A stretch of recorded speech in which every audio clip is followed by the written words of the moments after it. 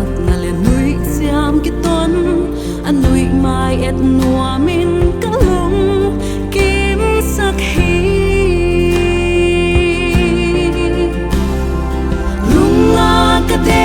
a hi chi ka te hi lung tang lua dim ama tu kalum te hi poi mo hun na lom hoi le mi gin na to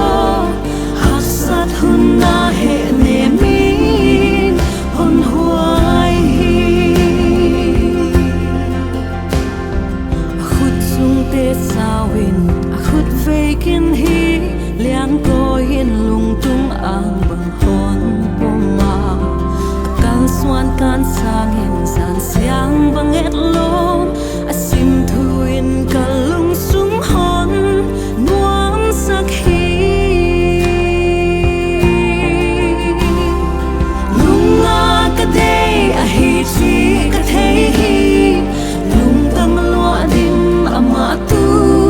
kalung te hi oi mo hun na lom hoi le mi gin na to hasat hun na he ne min hun huai la met na te to ban hun ding gelin kam sia sang ei lo le o ne lin ke siam lo pil van huai tu kam da min ge ka tang khat le thom hao na te hon phok pi lunga ka te a hi chi ka te hi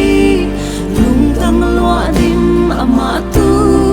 kalung te hi poi mo hun na lom hoi le mi gin na to hasat hun na he ne min hun huai ka poi mo hun teng hen ka siang lam ma suan ding khia in hon pai san mok lo hi asianga nun nuam khol tual bang leng nuam